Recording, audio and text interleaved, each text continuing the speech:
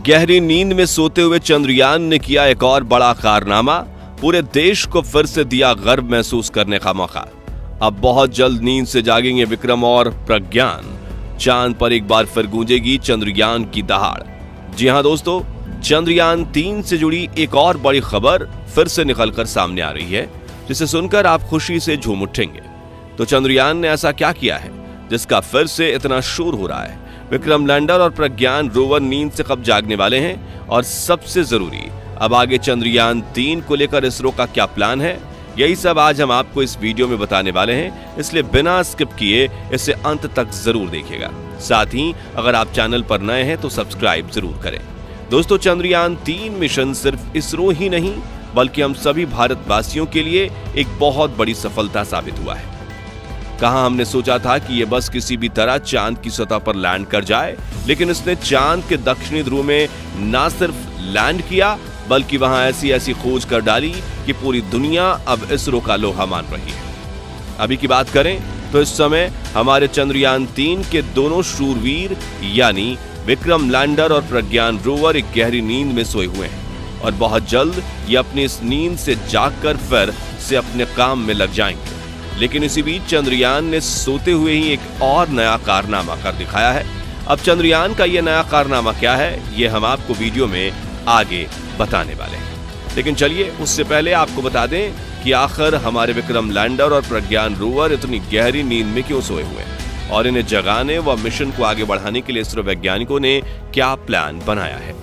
तो जैसा कि आप सभी जानते हैं कि 14 जुलाई को पृथ्वी से लॉन्च होने के बाद 40 दिन अपना सफर तय करके हमारा चंद्रयान 23 अगस्त के दिन चांद के दक्षिणी ध्रुव में सफलतापूर्वक लैंड कर गया था। अब यूं तो चांद के दक्षिणी ध्रुव में लैंड करना ही अपने आप में एक बहुत बड़ी कामयाबी थी, क्योंकि इसरो से पहले यह कारनामा नासा और रॉसकॉस्मॉस भी नहीं कर पाए थे और इसी के चलते भारत चांद की अंधेरी दुनिया में सॉफ्ट लैंडिंग करने वाला दुनिया का पहला देश बन गया है। लेकिन जैसे ही विक्रम लैंडर के कदम चांद की सतह पर पड़े, इसने तुरंत अपने आगे का काम शुरू कर दिया। यानी चांद पर जो एक्सपेरिमेंट्स और टेस्ट वगैरह करने के लिए हमारे वैज्ञानिकों ने इसे भेजा था, वो काम इसने फौरन शुरू कर दिया। और इस काम में विक्रम लैंडर अकेला नहीं था, बल्कि इसका साथ देने के लिए यहाँ मौजूद था प्रज्ञान रोवर, जो 6 पहियों वाला एक ऐसा हाईटेक रोवर है जिसे खास तौर से चांद के इस हिस्से को एक्सप्लोर करने के लिए बनाया गया है। वैज्ञानिकों का अनुमान था कि ये एक्सपेरिमेंट करने में विक्रम लैंडर और प्रज्ञान को 14 दिनों का समय लगेगा और इसी के हिसाब से उन्होंने ये पूरा मिशन तैयार किया था, क्योंकि चांद का एक दिन जिसमें रात शामिल नहीं है वो पृथ्वी के 14 दिनों के बराबर है। अब आपके मन में यह ख्याल आ रहा होगा कि चांद पर दिन में ही रिसर्च क्यों करना, यह काम रात में भी तो हो सकता है। असल में इसका कारण यह है कि चांद का दक्षिणी ध्रुव है जिसमें रात के समय तापमान बहुत ज्यादा नीचे गिरते हुए -248 डिग्री सेल्सियस तक चला जाता है। इतने कम तापमान में किसी भी मशीन का काम करना मुमकिन नहीं है। और वैसे भी प्रज्ञान और विक्रम दोनों ही सौर ऊर्जा पर चलने वाले यंत्र हैं। ऐसे में रात के समय इनके पास ऊर्जा का कोई स्रोत नहीं होगा और ये अपना कोई काम नहीं कर पाएंगे। साथ ही रात में यहाँ अंधेरा भी इतना ज्यादा हो सकता है कि रोवर के लिए नेविगेशन करना इम्पॉसिबल है। आपको याद ही होगा कि दिन के समय ही प्रज्ञान रोवर कई बार चांद के गहरे गड्ढों में गिरने से बाल बाल बचा था। तो इस वजह से वैज्ञानिकों ने एक्सपेरिमेंट्स और खोजबीन का सारा काम दिन के समय पूरा करने का प्लान किया और वो इसमें सफल भी रहे। दरअसल प्रज्ञान रोवर को जो भी मिशन असाइन किए गए थे वे सभी उसने 2 सितंबर को निपटा दिए थे।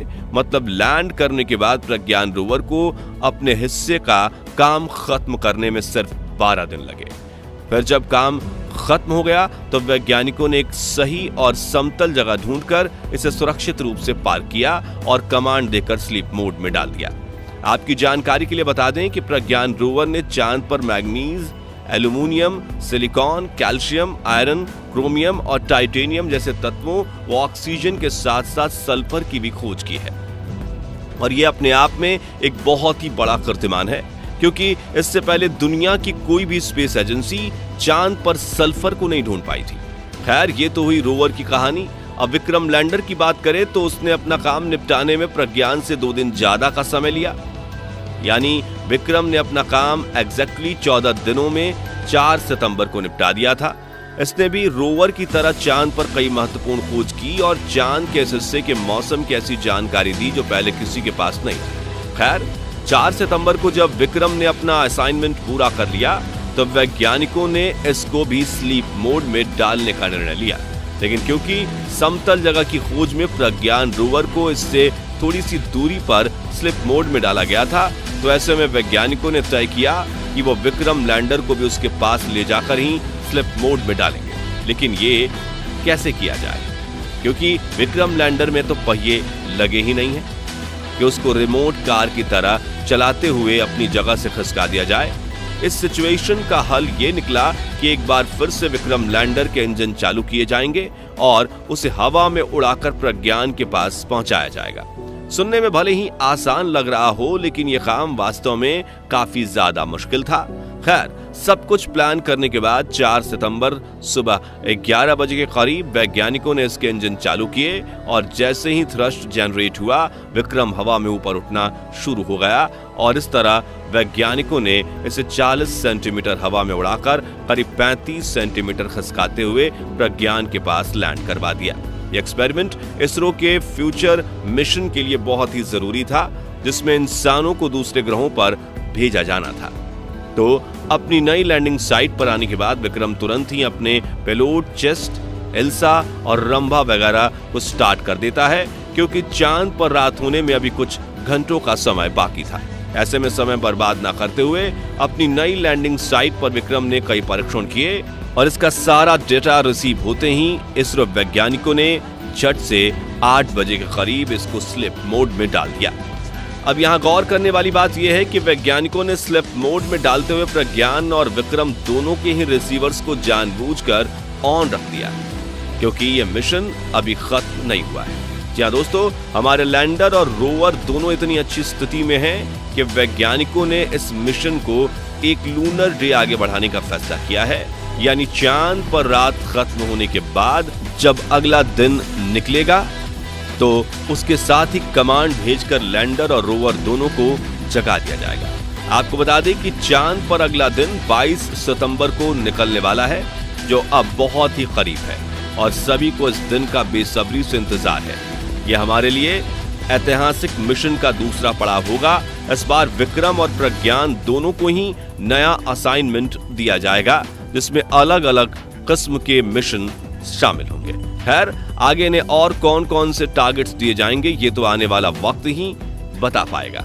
लेकिन गहरी नींद में सोए हुए चंद्रयान ने एक बार फिर लोगों को एक बड़ी खुशखबरी दी है। दरअसल बात यह है कि अभी हाल ही में इसरो ने अपने सोशल मीडिया हैंडल पर विक्रम लैंडर की नई तस्वीर शेयर की। अब आप सोचेंगे कि इस तस्वीर में ऐसा क्या खास है, तो आपको बता दें कि यह तस्वीर हमारे चंद्रयान 2 के ऑर्बिटर द्वारा क्लिक की गई है, इसलिए ये इतनी ज्यादा स्पेशल है। भले ही हमारा चंद्रयान 2 पूरी तरह से सफल नहीं हो पाया, लेकिन ये आज भी अपनी ड्यूटी पूरी क्षमता से निभा रहा है। तो दोस्तों, आप लोग 22 सितंबर को लेकर उत्साहित हैं या नहीं, कमेंट बॉक्स में जरूर बताएं। बाकी हमारी आज की वीडियो में बस इतना ही था। वीडियो अच्छी लगी हो तो इसे लाइक और शेयर जरूर करना